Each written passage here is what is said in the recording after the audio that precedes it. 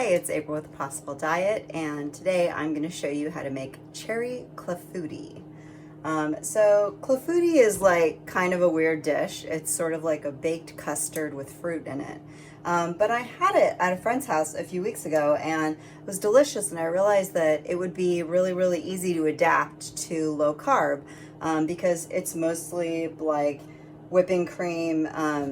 There's a little bit of flour in it, but I use paleo flour, and there's already almond or amaretto extract in it historically, so it lends itself to kind of like a paleo adaptation.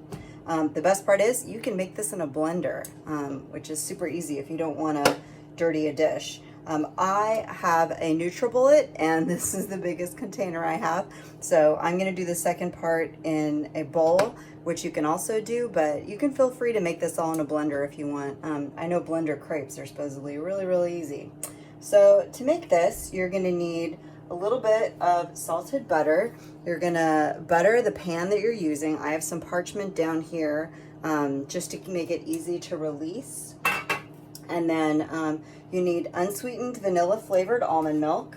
I just use this brand. Make sure you look for unsweetened and vanilla flavored so that it doesn't have any sugar in it. A 1/4 cup of whipping cream, heavy whipping cream.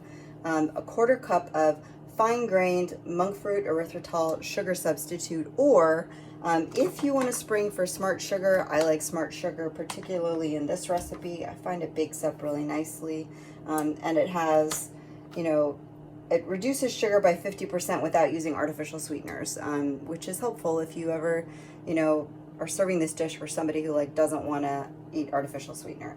A 1/4 teaspoon of almond extract. You can use amaretto if you have amaretto. If you don't have almond extract, it's Disaronno, just in case you don't know.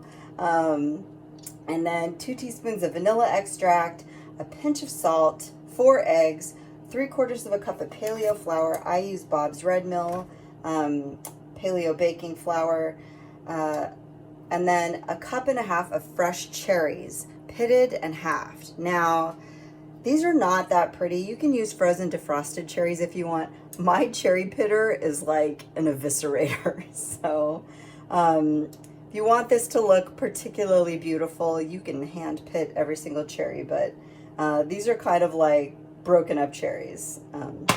If you want to know why they look a little bit destroyed in this video, my cherry pitter is no joke. It pits like 6 cherries at a time, so it's just like kind of brutal. Okay, let's get started. So I have my 1/4 cup of heavy whipping cream mixed with my almond milk here, and then I'm going to add my 4 eggs. It's helpful if everything is at room temperature.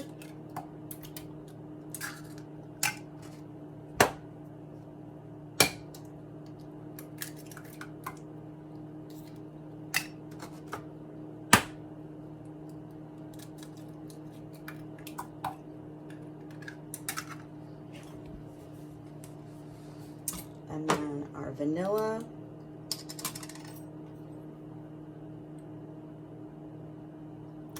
This is a 1/2 teaspoon measure, so 2 teaspoons of vanilla, 1/4 teaspoon of almond extract, or amaretto if you prefer.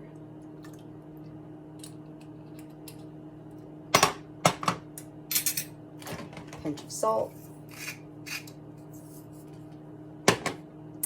And then, 1/4 cup of fine-grained sugar substitute. Most of the carbs in this come from the flour and the sugar. So then I'm just going to blend this for about 10 seconds, and then I'm going to pour it into my paleo flour. That took no time at all.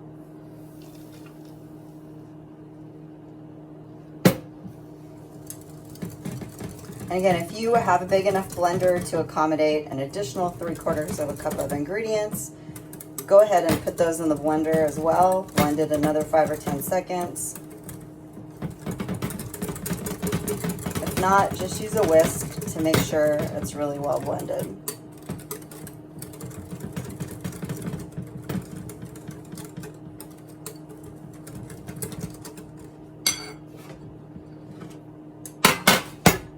pour this mixture into your pan.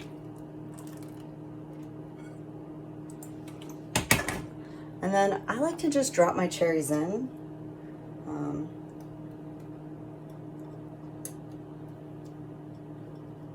They will bleed a little bit if your cherries are as bruised as mine are. Look like a bit of a crime scene, to be honest.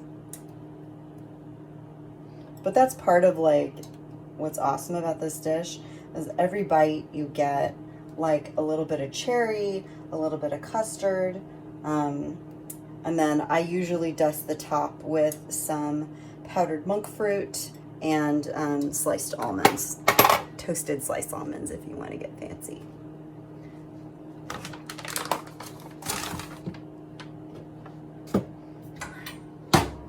Go ahead and bake this for 25 to 35 minutes, depending on your oven and the size of the pan that you're using.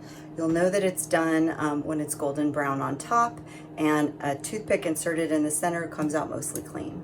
Okay, our cherry clafoutis is all baked, and what you can serve it hot, you can serve it cold, you can serve it room temperature. What I like to do when I serve it, just to make it fancy, is I have some almonds, some slivered almonds or sliced almonds that I've toasted just until they're sort of like a light golden brown.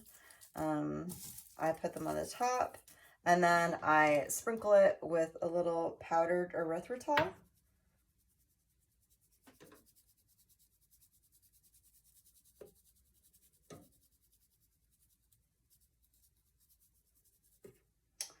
And that is our beautiful cherry clafoutis. It is a gorgeous dessert. It's tasty. It's perfect for summer.